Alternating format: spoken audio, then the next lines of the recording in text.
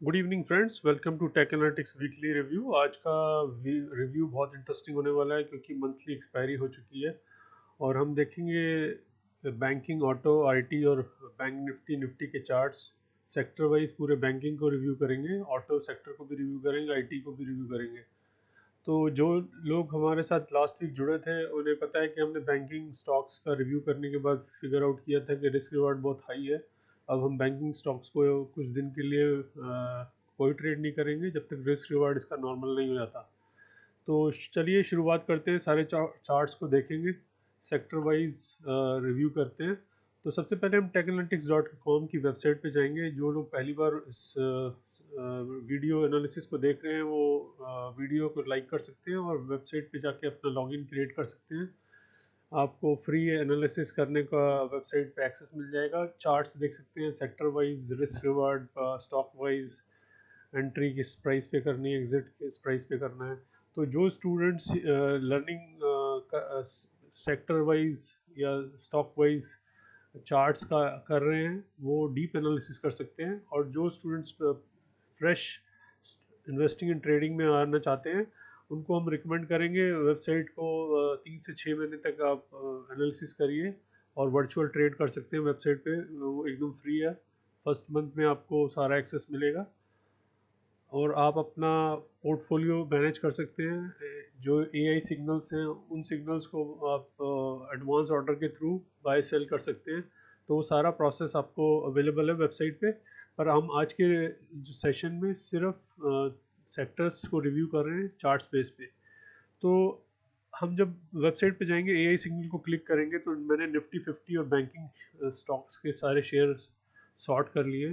तो मेरे पास निफ्टी 50 में 6 बैंक के सिग्नल्स अवेलेबल हैं। तो ये हमने लास्ट वीक भी एनालिसिस किया था कि जो स्टॉक्स काफ़ी भाग चुके थे previous week, last to last week, अब उनमें हम रिस्क रिवार्ड फेवरेबल नहीं है। उसका हमने पीई एनालिसिस भी किया था, एमएसीडी और मूविंग एवरेजेस पे पूरा एनालिसिस किया था। तो अब हम देखते हैं कि 5 दिन में जब करेक्शन हुआ है बैंक निफ्टी के स्टॉक्स में, तो अब सिचुएशन क्या है। तो अभी मैंने क्या किया है, मैंने ये सारे चार्ट्स खोल लिए हैं क्योंकि हम रिव्यू कोशिश करेंगे आधे घंटे में सारे सेक्टर्स रिव्यू कर लें। तो मैंने चार्ट्स पहले ही खोल लिए थे।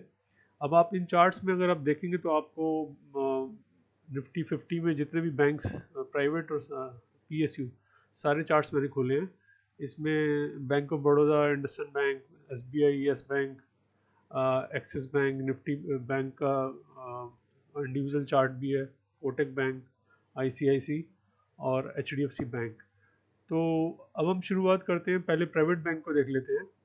जब आप प्राइवेट बैंक में देखेंगे तो हमारे पास आईसीआईसी बैंक है। अभी मैं सीधा पहले रिस्क रिवार्ड आपसे बात करूंगा, फिर हम चार्ट्स में जाएंगे। अभी आईसीआईसी का जो करंट रिस्क रिवार्ड है वो 0.6 आ गया।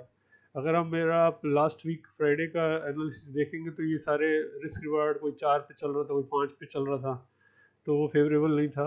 और हमने रिकमेंड किया था कि जब तक 2-3% का हर स्टॉक में करेक्शन ना हो जाए, इन स्टॉक्स से आप दूर रहिए। चार्ट्स पे ऐसा डेटा नहीं है फेवरेबल कि ये स्टॉक्स फर्दर इंक्रीज करेंगे प्राइस वाइज इस पॉइंट ऑफ व्यू से या इस प्राइस से। तो आईसीआईसी के जब आप देखते हैं तो अभी इसका करंट प्राइस 1306 आ गया है। आई थिंक 1330 के आसपास ये क्लोजिंग था लास्ट वीक। उस अगर हम चार्ट पे इसको इंडिविजुअल चार्ट खोल के देखते हैं तो आईसीआईसी का अगर हम देखते हैं, ये जो टॉप बना था इसका 1338 था, उससे अभी 1306 पे आ गया है। ठीक है, तो आप लास्ट वीक पे एनालिसिस में देख सकते हैं। उसके बाद हमने पी एनालिसिस हम करते हैं कि प्राइस टू अर्निंग जो वैल्यूएशन है स्टॉक का, किस वैल्यू पे अवेलेबल है वो स्टॉक। तो लास्ट वीक ये 21.09 पे अवेलेबल था और आज ये हमें 20.59 पे मिल रहा है रफली। मतलब इसमें 5% पी करेक्शन भी हो गया है प्राइस वाइज करेक्शन के बाद। तो अब हमें क्या करना है स्टॉक पे। तो इसमें जो देखने वाली आपको एनालिसिस में आप देखेंगे, बोलिंजर बैंड का एक लाइन दिख रहा है आपको, मेरा कर्सर उस पर है।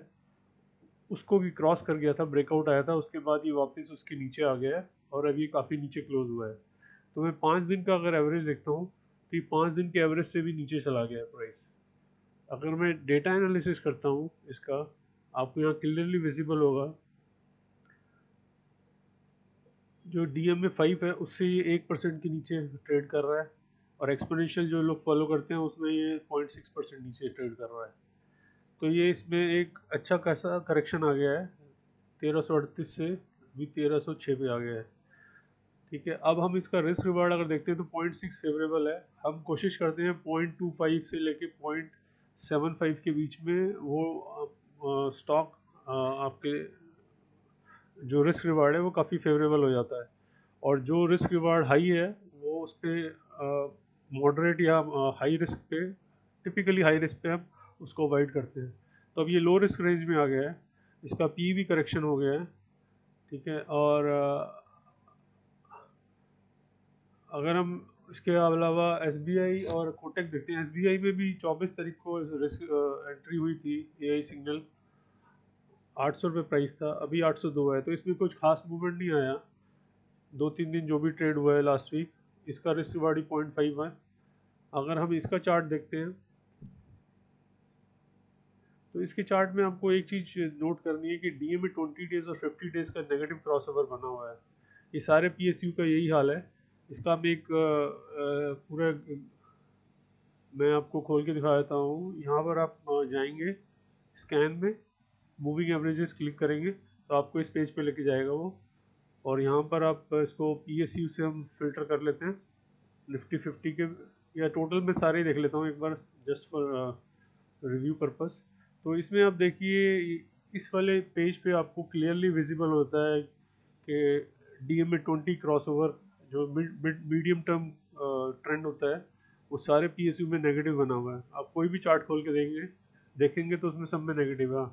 अगर लॉन्ग टर्म में अगर ट्रेंड देखते हैं तो सिर्फ SBI, IOB और IDBI इनमें ही ऐसे, और लॉन्ग टर्म ट्रेंड भी सब में नेगेटिव हो गया। Canara bank, bank of Baroda, PNB और bank India, union bank.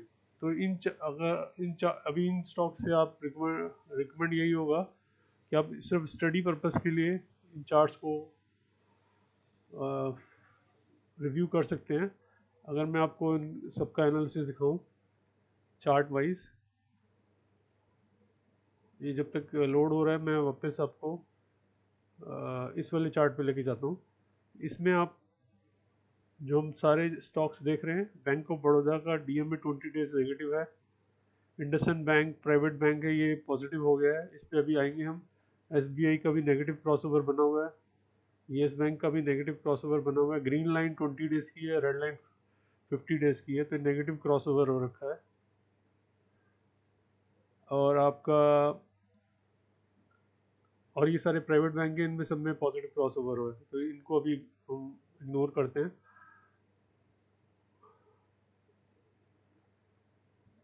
SBI पे चार्ट में वापस आते हैं।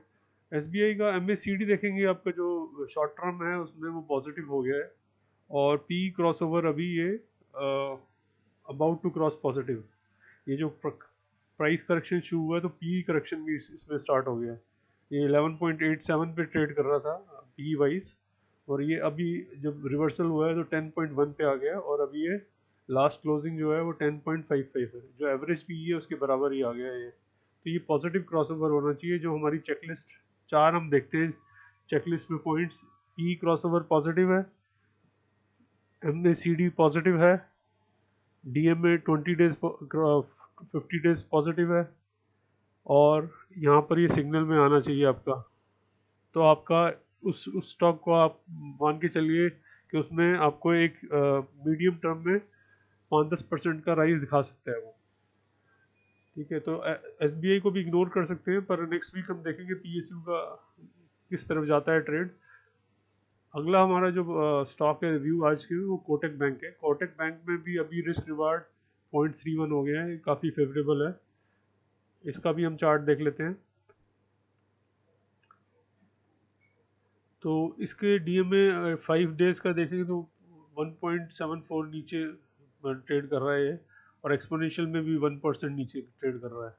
ठीक है, तो इसमें भी काफ़ी अच्छा खासा करेक्शन हुआ है, और ये लास्ट वीक जो हाई था इसका 1936, उससे करेक्ट होके अभी जो क्लोज हुआ है 1872।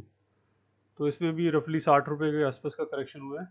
MACD भी इसका पीक बना के अभी रिवर्सल का वो दिखा रहा है साइन, पर देखते हैं पॉजिटिव बना रहता है या नेगेटिव हो जाता है।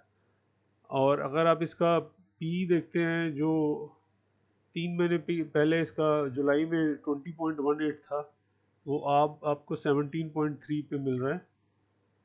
तो इस स्टॉक पे भी नज़र रख सकते हैं। प्लस अगर आपको वीकली चार्ट देखना है इसका, उसको भी आप लॉन्ग टर्म जो ट्रेडर या इन्वेस्टर हैं उस पॉइंट ऑफ व्यू से देख सकते हैं। तो अभी हम वीकली के लिए अगर आपको देखना है तो मैं इसका 20 डेज 50 डेज वाला ऑफ कर दिया, बॉलिंजर ऑन कर दिया। ठीक है, तो इसमें ये बॉलिंजर को लास्ट वीक जो पीक हुआ था सितंबर 20 के वीक पे, उसके बाद ये करेक्शन होकर नीचे आया है, जो हमने डेली चार्ट में भी देखा है। ये पी क्रॉसओवर वाला चार्ट ही है सेम, इसको भी इग्नोर करेंगे। तो आप कोटेक में भी आपको एंट्री बन रही है। अब आप इसमें स्टॉप लॉस 1850 का लगाएंगे। मंडे को जो भी लाइव डेटा के बाद इसमें अपडेट होगा वो यहाँ पर विजिबल हो जाएगा साइड पे।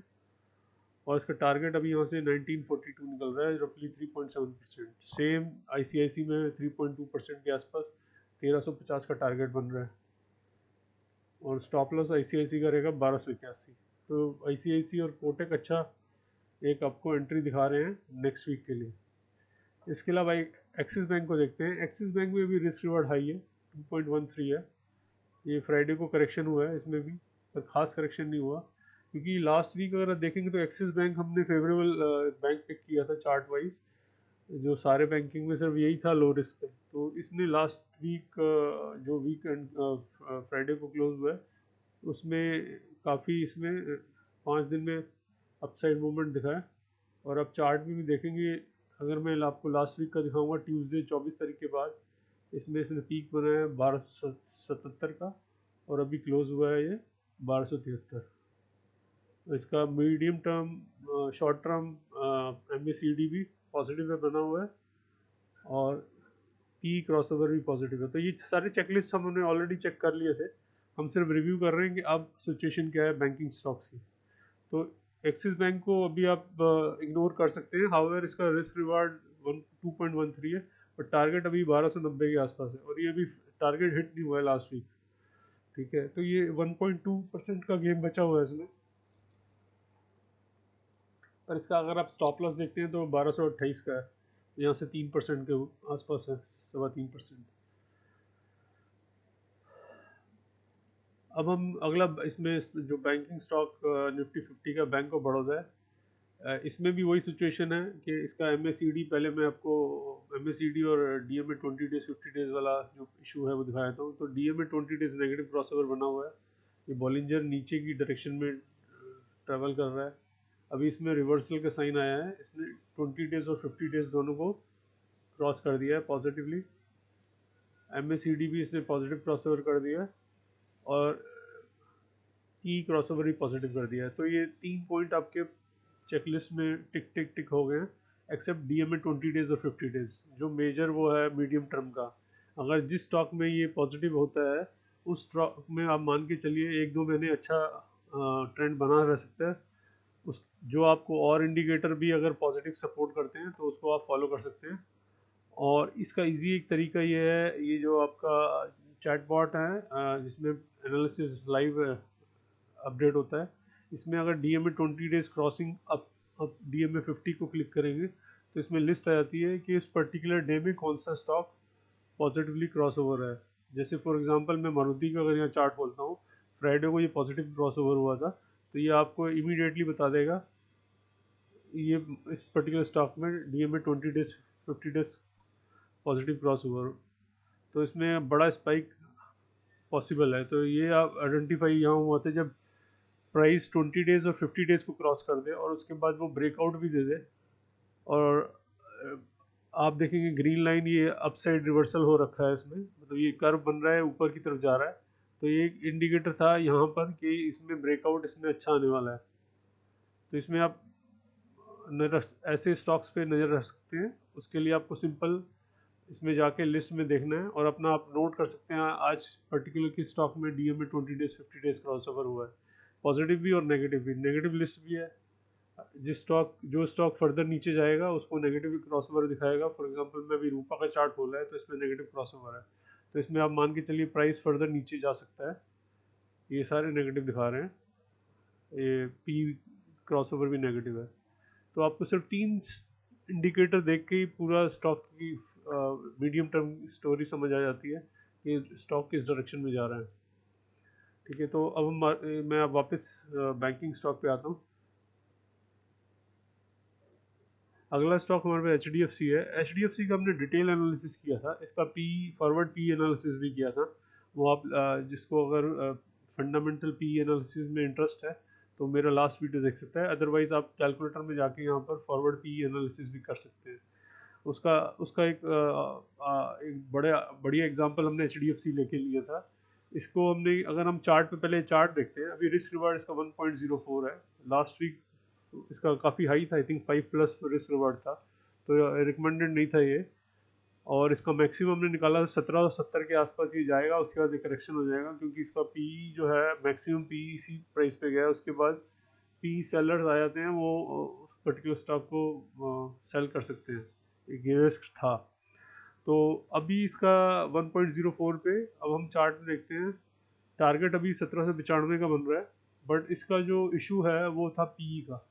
मैं इसको डिटेल में हमने एनालिसिस किया था, आप यहाँ देखेंगे तो मैं आपको दोबारा कवर कर लेता हूँ कि इसका पी 19.64 लास्ट टाइम जुलाई में हुआ था, 3 जुलाई को। यहाँ क्लियरली आपको विजिबल है, ग्रीन लाइन में दिखा रहा हूँ आपको। अब ये चीज़ यहाँ पर इसने 19.93 पीक किया है लास्ट वीक, उसके बाद करेक्शन आया है, प्राइस करेक्शन भी हुआ है और पी करेक्शन भी हुआ है।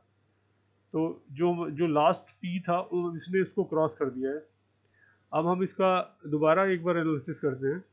मैं इसका फॉरवर्ड पी खोलता हूँ इस कैलकुलेटर में जाके, और सेलेक्ट करते हैं हम HDFC बैंक। ये करंट डेटा से हमारे पास इसका डेटा आ गया है, तो इसका 19.4 पी आ रहा है, EPS अब 18.9 है।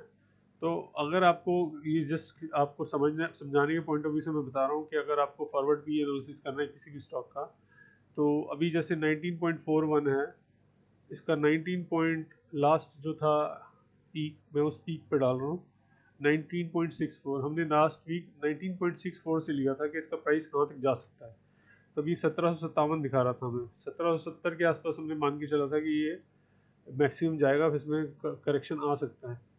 अब इसका जो लास्ट वीक मैक्सिमम गया है वो 19.93 चला गया है, इसके बाद करेक्शन आया है। तो अगर आप चार्ट में जाके देखेंगे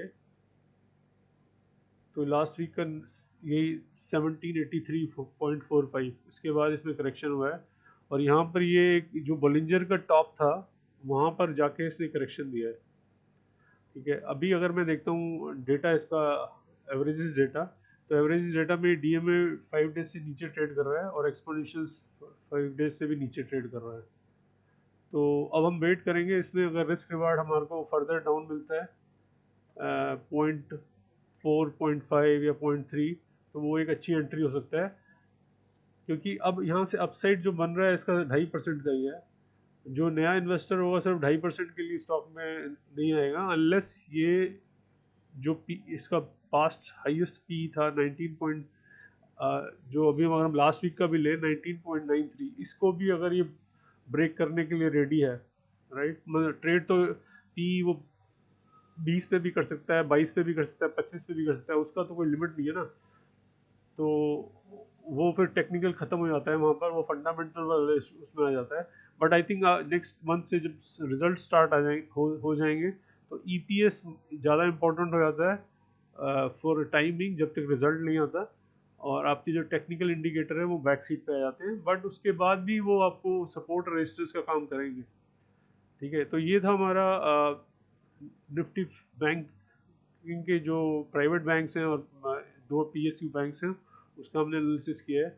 अब हम करते हैं ऑटो का एनालिसिस कर लेते हैं। निफ्टी 50 के इंडेक्स में जो 4 हमारे पास मेन स्टॉक्स हैं, कंपोनेंट्स हैं, उसमें Maruti, Bajaj auto, Eicher, hero, Bosch और महिंद्रा महिंद्रा, ये 5 स्टॉक्स लिए हुए हैं हमने, 6 स्टॉक्स एक्चुअली। तो इसमें अगर आप देखें, अब ऑटो स्टॉक्स में काफ़ी रन आया लास्ट वीक, जो पैसा फाइनेंशियल में निकल के ऑटो में गया था। अब आपको हर स्टॉक का यहाँ पर रिस्क रिवार्ड हाई दिखेगा, राइट। टारगेट हिट इसका 13,200 था, एक क्लोजिंग 13,495 पे हुआ है, ठीक है। इसमें ये एंट्री 20 सितंबर को हुआ था, तो लास्ट 6 दिन में ही ये 10% भाग गया मारुति का स्टॉक। बजाज ऑटो तो खैर पिछले 1 डेढ़ महीने से इसमें बुल रन चल रहा है, ठीक है। 30% राइज हो चुका है जब से इस पर डिटेक्ट हुआ है। और आइशर मोटर भी लास्ट 16 तारीख को आया था, लास्ट मंथ, मतलब इसी मंथ। बट ये कुछ खास इसमें अब तक कमाल नहीं हुआ है, राइट। और इसका भी हम चार्ट देखेंगे ये कहाँ तक जा सकता है। इसका हो सकता है पी जो मैक्सिमम पी है उसको हिट कर दिया, इसलिए जा नहीं रहा, तो रिजल्ट का वेट करेगा। Same with hero. हीरो में करेक्शन हुआ है लास्ट वीक, और ये आई थिंक 6100-6200 था, अभी ये 59-57 पे आ गया। बट रिस्क रिवार्ड इसका बहुत फेवरेबल हो गया, ठीक है। बॉश का लास्ट वीक 26 तारीख, लास्ट मंथ 26 अगस्त को आया था ये एक्चुअली, और 1 महीने में भी 16% भाग चुका है। और महिंद्रा महिंद्रा ये 17 तारीख को बाय हुआ था, और ये 15% भाग चुके हैं, राइट। इसका भी रिस्क रिवार्ड अभी फेवरेबल नहीं है। तो अब हम शुरुआत करते हैं मारुति के चार्ट से।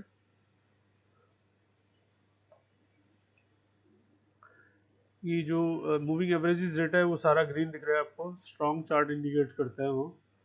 और इसमें हमने लास्ट थर्सडे को एनालिसिस में यहाँ डिटेक्ट किया था कि इसमें मारुति में ब्रेकआउट आएगा। डीएमए 20 डेज 50 डेज जो मीडियम टर्म क्रॉसओवर है वो पॉजिटिव हो गया।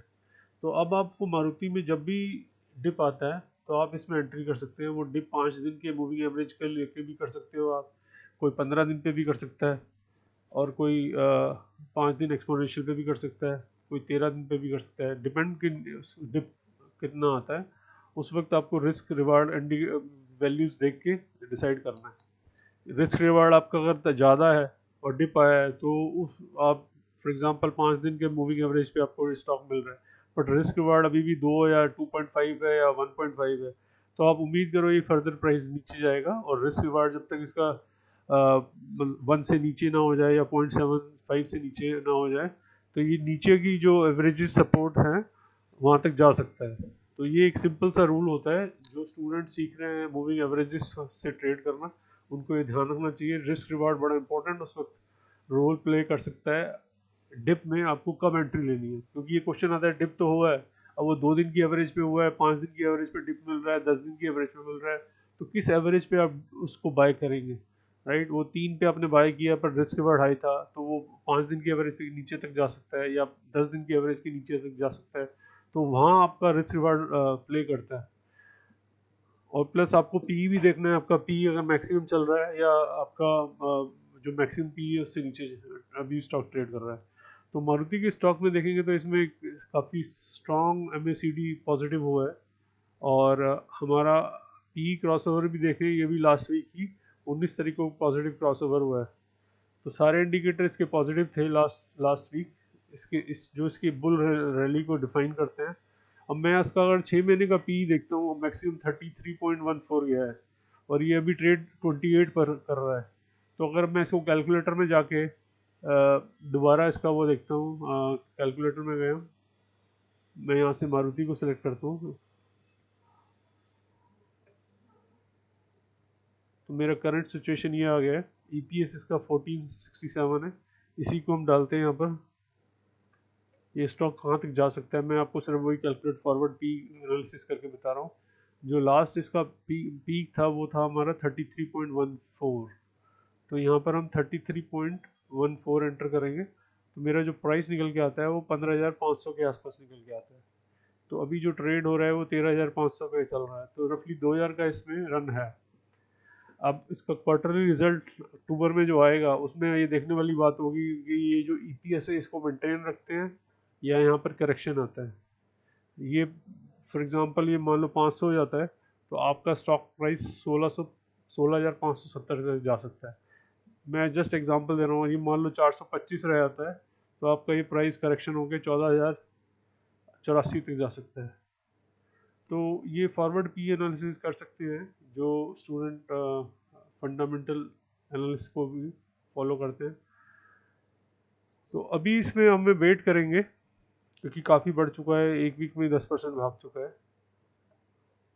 अगला स्टॉक हमारे बजाज ऑटो है, ये तो काफ़ी इसमें बड़ा रन आ चुका है 30% का। इसमें तो डिप में बाइंग हो रही है, जिस मतलब एंट्री मिलती है और बाइंग आती है, तब हम देखते हैं रिस्क रिवार्ड क्या है। अभी 2.09 है इसका, यहाँ से भी टारगेट 12,888 रफली 12,900 का निकल के आ रहा है। और स्टॉप लॉस जो आता है आपका 11,927 का आ रहा है, जो यहाँ से 5.5% नीचे है। तो रिस्क रिवार्ड फेवरेबल नहीं है। बट हम चार्ट देखते हैं इसका। अगर हम चार्ट में देखते हैं तो देखिए यहाँ डीएम में 20 डेज 50 डेज पॉजिटिव हुआ था 22 अगस्त 21 अगस्त के आसपास। और उसके बाद इसने ब्रेकआउट भी दिया है बोलिंजर को। तो वो जो हमारी चेकलिस्ट में वो है पॉइंट की, डीएम में 20 डेज 50 डेज अगर पॉजिटिव क्रॉस ओवर हो गया है और वो बोलिंजर को भी क्रॉस कर गया है, तो इसमें एक बड़ा ब्रेकआउट ड्यू हो गया है। वो आप यहाँ से बुल रन देखिए। तो ये आपको चार्ट्स पे एनालिसिस करना आना चाहिए।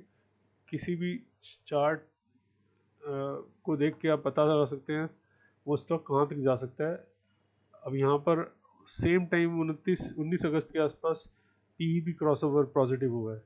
तो एक आपको यहाँ पर एक ऑप्शन मिलेगा जो स्टूडेंट फर्दर ज़्यादा इंटरेस्टेड हैं। अगर आप डेली स्कैन वाले पेज पे जाएंगे तो इसमें एक ऑप्शन होता है कि आज कौन से पी क्रॉसओवर पॉजिटिव हो रहे हैं। ठीक है, जैसे मैं आपको बताता हूँ, यहाँ पर अगर आप ये क्लिक करेंगे तो ये फ्राइडे को इन स्टॉक्स में पी क्रॉसओवर पॉजिटिव हुआ है। मैं जस्ट एग्जांपल के लिए यहाँ पर इन्फोसिस खोल लेता हूँ। ठीक है, मैं सिर्फ आपको पी क्रॉसओवर का दिखा रहा हूँ। अच्छा, ये क्लोजिंग के टाइम पे करेक्शन हो गया है। दिन में ये पॉजिटिव था। तो मैं कोई दूसरा एग्जांपल लेता हूँ, मैप माई इंडिया। हाँ, मैप माई इंडिया में देखिए पी क्रॉसओवर हुआ है। तो ये फ्राइडे का डेटा है। तो इस पे भी जाके आप देख के आप कैलकुलेशन कर सकते हैं कि अच्छा इस स्टॉक में एमएसीडी भी पॉजिटिव हो रहा है, पी भी क्रॉसओवर हो रहा है, डीएम में 20 डेज में ही हो रहा है। तो आपको एक स्कैनिंग में डेटा में एक मिल जाता है और आप उस स्टॉक पर नज़र बना सकते हैं।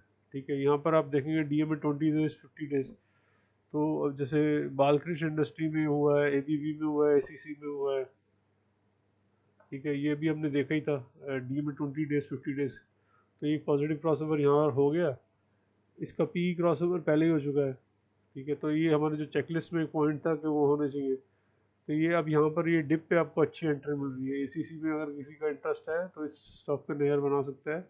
इसमें एक आपको बोलिंजर जब भी क्रॉस करेगा ये नए बुल के लिए रेडी हो जाएगा।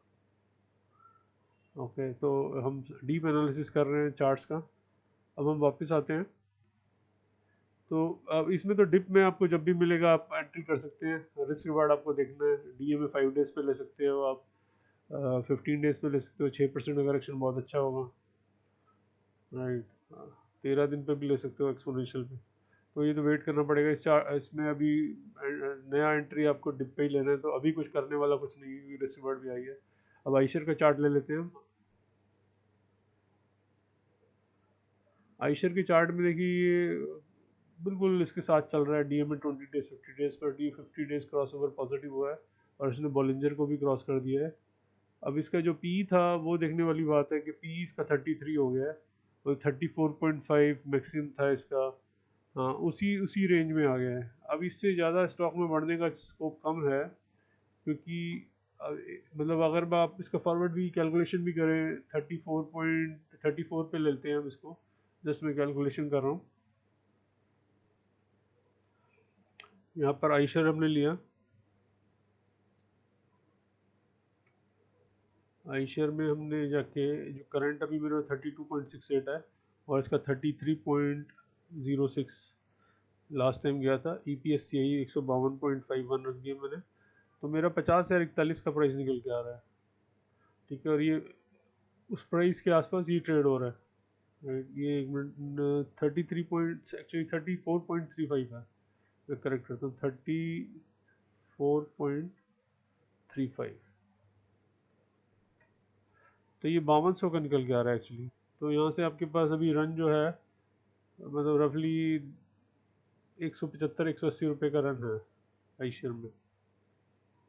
ओके, तो इसमें बलिंजर को क्रॉस करके इसने ब्रेकआउट दिया है।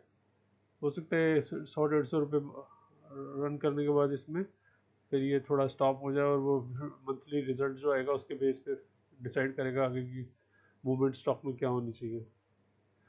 तो अब हमारे पास हीरो में भी रिस्क रिवार्ड जो करेक्शन के बाद मिला है 0.27 में, एक हीरो का एक बार चार्ट खोल लेता हूँ। पी इसका 29.45 पे बंद हुआ है और ये 22 अगस्त के बाद 12% के आसपास रन कर चुका है। तो रन तो इसका ठीक है, 12% अच्छा है एक महीने में।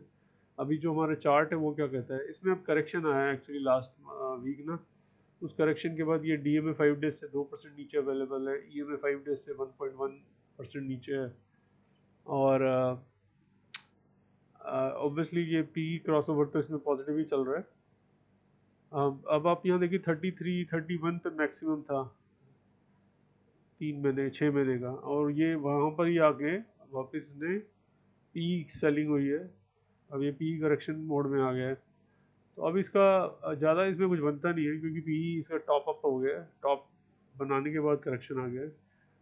अब इसमें जो करंट प्राइस 6190 के बाद करेक्शन हुआ है, तो मुझे लगता है इसका भी रिजल्ट को देखना पड़ेगा, या जो अभी नवरात्रों में गाड़ियों की बुकिंग होगी वो डेटा आएगा, या मंथली डेटा आएगा नेक्स्ट वीक 1 तारीख को 2 तारीख को, उसके बाद ये स्टॉक डिसाइड करेंगे फर्दर क्या हो रहा है। ऑटो वाले मेरे ख्याल से 1 तारीख तक ये थोड़ा ऐसे ही रहने वाले हैं। सेम विद बॉश है, बॉश में भी 16% का राइज हुआ है और महिंद्रा में भी राइज हुआ है। महिंद्रा के चार्ट में आई थिंक टेक्निकल इशू है, पर मैं आपको पी और वो दिखाता हूँ इसका। हाँ, पी क्रॉसओवर इसका काफ़ी तगड़ा हुआ है पॉजिटिवली। अब ये हाईएस्ट पी पे ट्रेड कर रहा है, पिछले 6 महीने में इतना पी इसे कभी मिला नहीं है। जो पहले ही पी इसका था 29 के आसपास ट्रेड होता था, और अभी ये 6 महीने का अगर मैं चार्ट देखता हूँ तो ये अपने लाइफ टाइम हाई पे ट्रेड कर रहा है। पी क्रॉसओवर हुआ है इसमें, डीएम में 20 डेज 50 डेज क्रॉसओवर हुआ है, देख रहे हैं आपको हरी हरी लाइन पहले नेगेटिव क्रॉसओवर थी, अभी पॉजिटिव हो गई है। तो इसमें अगर आपको करेक्शन मिलता है 3% 5% का, तो एक अच्छा करेक्शन हो सकता है। और मैं इसका बॉलिंजर बंद कर देता हूँ। डी एम ए 20 डेज को भी क्लिक ऑफ कर दिया मैंने। तो ई एम ए 5 डेज पे 3100 पे एंट्री है इसकी। अगर हम इसका रिस्क रिवार्ड देखते हैं तो अभी तो अवॉइड ही करना है, कोई एंट्री से बंद नहीं रही है। करेक्शन आता है 2-3-4% का, तब आप इसको सोच सकते हैं। तो टाइमिंग महिंद्रा भी नो ट्रेड है। अब हमारा अगला था आईटी, जो हम एनालिसिस कर रहे हैं। आईटी में निफ्टी 50 में एआई एनालिसिस के अंदर कोई भी स्टॉक नहीं है, तो उसको कोई स्टॉक क्वालिफाई नहीं करता। पर हम क्या करेंगे, हम इसका एक बार डीप एनालिसिस कर लेते हैं। मैं उसके लिए आपको जो हमारा मूविंग एवरेजेस था उस पर जाके दिखाता हूँ। तो निफ्टी 50 में ये सिंपल मूविंग एवरेजेस देख रहे हैं हम। आईटी को फिल्टर करेंगे हम। आईटी को फिल्टर करते हैं तो इसमें हमें कुछ चीज़ें देखने को मिलती है कि सब स्टॉक्स में निफ्टी 50 में जो H C L tech, T C S, Infosys, tech Mahindra, Wipro, इनके चार्ट भी आप एक बार खोल लेता हूँ। इस सब में डीएमए 20 डेज क्रॉसओवर जो मीडियम टर्म का है वो पॉजिटिव बना हुआ है। Long term DMA 50 days 200 days ये भी पॉजिटिव बना हुआ है। सारे स्टॉक डीएमए 200 डेज से ऊपर ट्रेड कर रहे हैं। और इसमें टीसीएस है जो डीएमए 50 से नीचे ट्रेड कर रहा है, और बाकी जो पांचों स्टॉक हैं वो 50 डेज से ऊपर ट्रेड कर रहे हैं। तो अगर मैं इसका चार्ट खोल के देखता हूँ तो आप देखिए टीसीएस में एक करेक्शन आया हुआ है, सिर्फ जो डीएमए 50 डेज से नीचे ट्रेड कर रहा है। बाकी ये सारे 20 डेज और 50 डेज से ऊपर है। इन्फोसिस इनफैक्ट 20 डेज से नीचे ट्रेड कर रहा है, जो बाइंग अपॉर्चुनिटी बताता है स्टॉक में। इसका अब हम एक बार एनालिसिस पी वगैरह कर सकते हैं।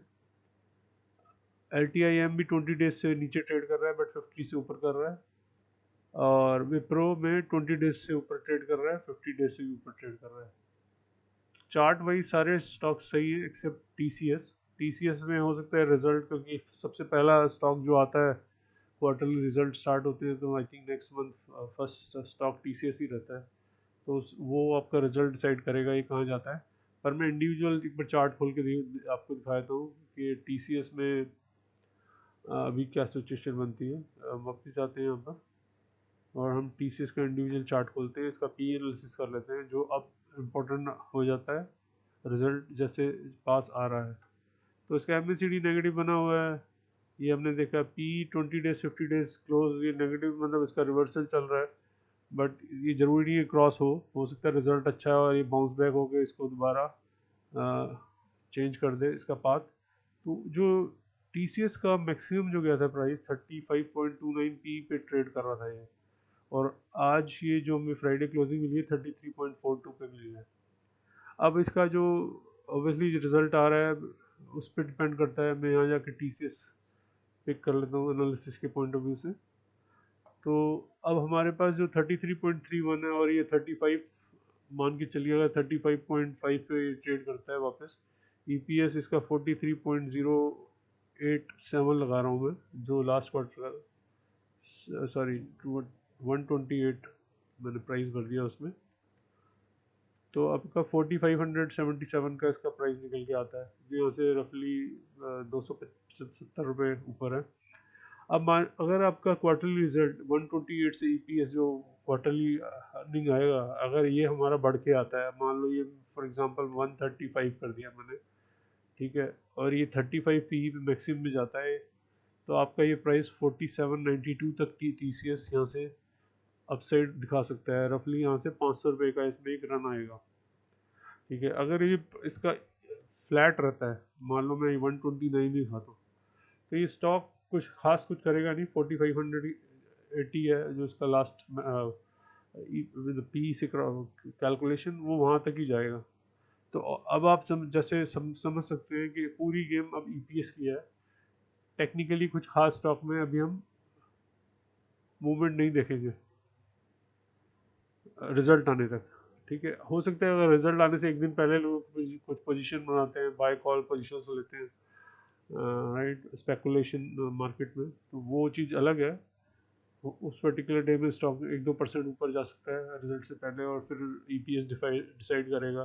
अगर EPS भी पॉजिटिव आया तो ये स्टॉक नेक्स्ट डे आपको एक गैप अप ओपनिंग दे सकता है, ठीक है। तो ये हमारा TCS का चार्ट था। सेम आप इन्फोसिस का चार्ट भी डिटेल खोल सकते हैं। इन्फोसिस में भी आप EPS देख सकते हैं। अभी हमने शायद ये देखा था EPS इसका, जो हमारा पीक है 30.48 पे, और ये क्लोज हुआ है 2966 पे। तो अभी सारा इशू जो आएगा वो रिजल्ट के बाद ही डिसाइड करेगा।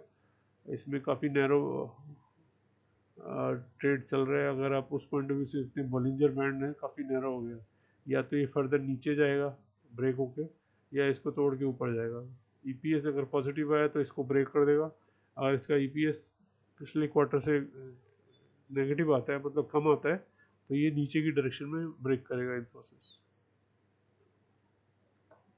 सेम विद LTIM में भी 20 दिन के मूविंग एवरेज के नीचे चल रहा है, और इसका जो पी है नेगेटिव हो गया, सॉरी MACD है नेगेटिव क्रॉसओवर है।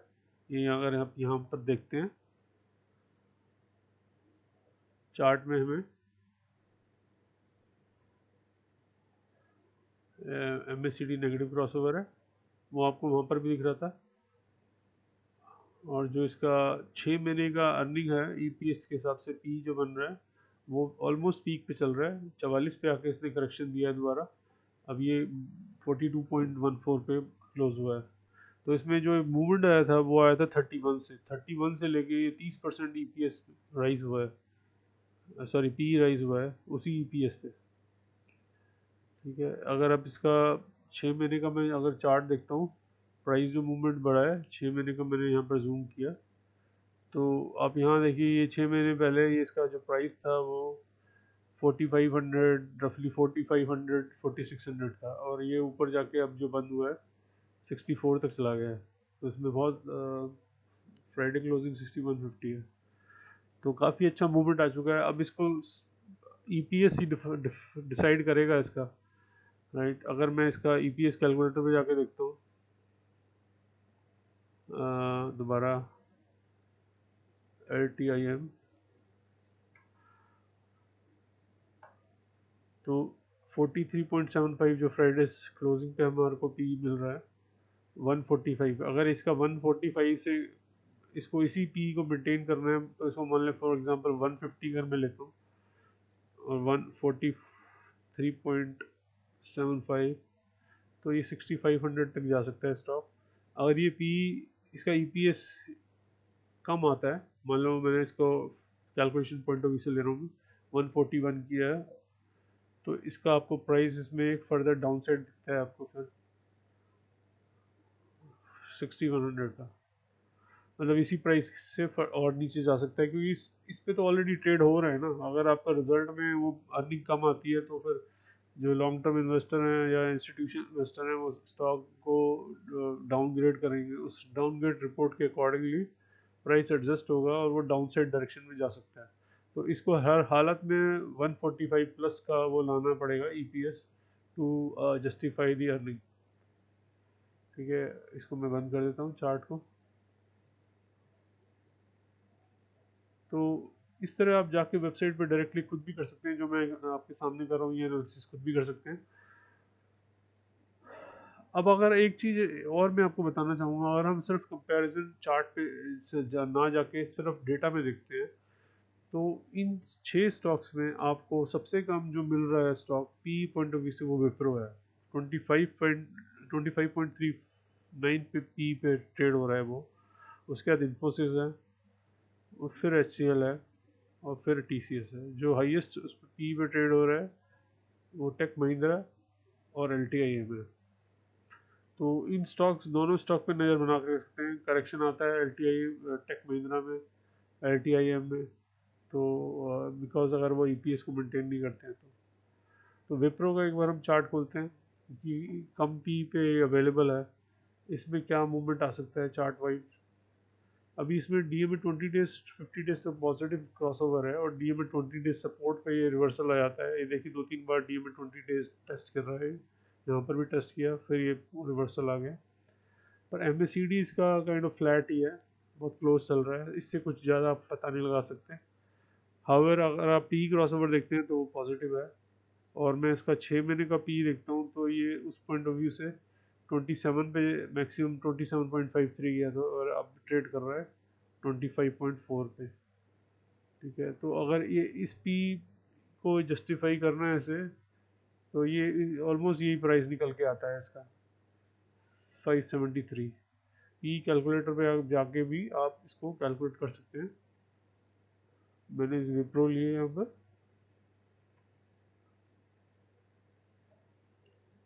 तो ये 25.22 दिखा रहा है। और ये चार्ट में हमारे को, मैं दोबारा चार्ट खोलता हूँ उसका।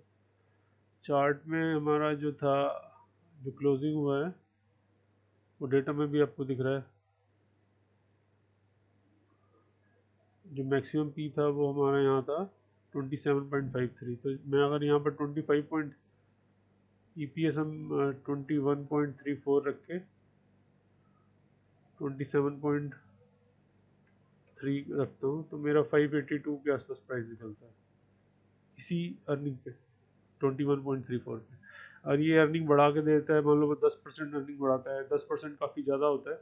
और ये 10% भी बढ़ाता है तो मैं इसका मान लो 23.5 कर देता हूँ, और मैं इस पी पे ट्रेड करता हूँ तो 641 का आपको प्राइस दिखा सकता है यहाँ से 100 रुपये का। अगर ये नीचे अगर अर्निंग आती है हमारी, मान लो 20.5 आती है, तो ये प्राइस करेक्शन इसमें एक्सपेक्टेड हो सकता है, क्योंकि अर्निंग करेक्शन हो रहा है तो डाउनग्रेड आएगा और उस डाउनग्रेड से प्राइस नीचे आ सकता है।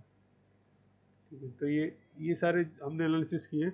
अब मैं आपको निफ्टी और बैंक निफ्टी के चार्ट पे हम एक बार एनालिसिस कर लेते हैं कि वो चार्ट क्या कह रहे हैं। वो बड़े इंपॉर्टेंट चार्ट है, उसका रिस्क रिवार्ड क्या है। तो मैं वापस एक बार सिग्नल पे जाके करंट आपका निफ्टी का एनालिसिस देखता हूँ। अभी हमारा इसमें बैंक निफ्टी जो है वो रिस्क रिवार्ड 1.21 पे अवेलेबल है, पर निफ्टी जो अवेलेबल है 4.6 पे है।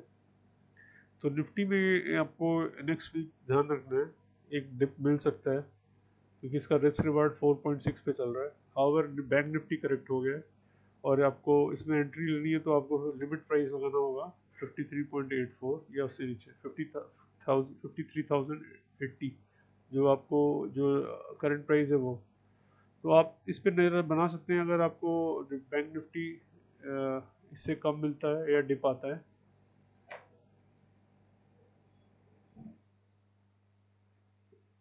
ये मैं एक्सपोनेंशियल मूविंग एवरेज देख रहा हूँ तो 5 दिन के आसपास मिल रहा है, डी में 5 डेज से भी नीचे मिल रहा है। ठीक है, ये जो पीक बना था हाई, इसका रिस्क रिवार्ड था, हमने लास्ट वीक देखा था इनके रिस्क रिवार्ड हाई बने हुए हैं। हमारा MACD पॉजिटिव बना हुआ है, तो इस पर आप नज़र रख सकते हैं। ठीक है, और निफ्टी 50 का भी मैं चार्ट खोल लेता हूँ। रिस्क रिवार्ड निफ्टी 50 का हाई है, ये सारी मूविंग एवरेज से ऊपर ट्रेड कर रहा है, और आपका बलिंजर से भी ऊपर ट्रेड कर रहा है। आई थिंक ये थोड़ा सा नीचे बंद हुआ है एक्चुअली फ्राइडे को। पी क्रॉसओवर पॉजिटिव बना हुआ है, MACD पॉजिटिव बना हुआ है, तो चार्ट तो अच्छा है। ओनली थिंग रिस्क रिवार्ड हमारा फेवरेबल नहीं है, तो इसमें आपको एंट्री लेनी है तो 26,125 की बन रही है, 50 पॉइंट यहाँ से नीचे। उस वक्त आपको देखना है रिस्क रिवार्ड क्या आ रहा है। अगर रिस्क रिवार्ड उसका यही बना रहता है और एंट्री मिल रही है तो भी आप एंट्री नहीं लेंगे, आपको वेट करना है रिस्क रिवार्ड नीचे। तो निफ्टी 50 नेक्स्ट वीक करेक्शन दिखा सकता है, और हमें पता है जियो पॉलिटिकल इशू चल रहा है, और जो इसराइल और लेबनान का इशू है, अब देखते हैं नेक्स्ट मंडे को मार्केट कैसे से रहता है। तो अगर कोई डिप आता है तो फिर आप उस वक्त देख सकते हो रिस्क रिवार्ड क्या है। ठीक है, ऑल राइट फ्रेंड्स, ये था हमारा शॉर्ट्स एंड रफली 40 मिनट्स का पूरे 3 सेक्टर का review plus Nifty and bank Nifty.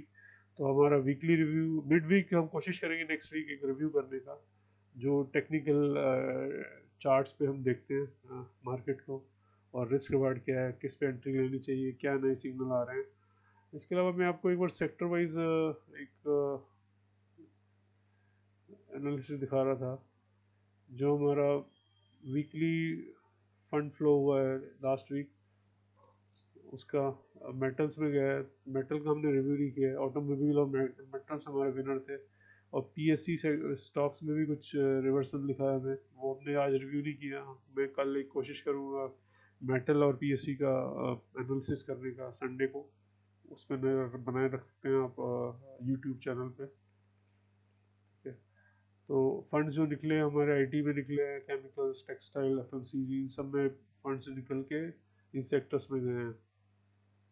इसको आप देख सकते हैं टेक्नोलॉजिक्स पे जाके, आप जब जाएंगे तो एनालिटिक्स क्लिक करेंगे तो वो डेली भी दिखाता है, वीकली भी दिखाता है, और मंथली भी दिखाता है। तो डेली जो था उस पॉइंट ऑफ व्यू से ये है, और इंडेक्स पॉइंट ऑफ व्यू से ये है कि किस इंडेक्स में कल फंड इनफ्लो हुआ है, आउटफ्लो हुआ है, वो रेड में है, और जिसमें फंड्स आए हैं उन वो सारे ग्रीन में, मेटल, फार्मा, PSU, बैंक और ऑटो। ठीक है, thank you very much for joining our review. I hope आप इससे आप सीखने को मिलेगा आपको।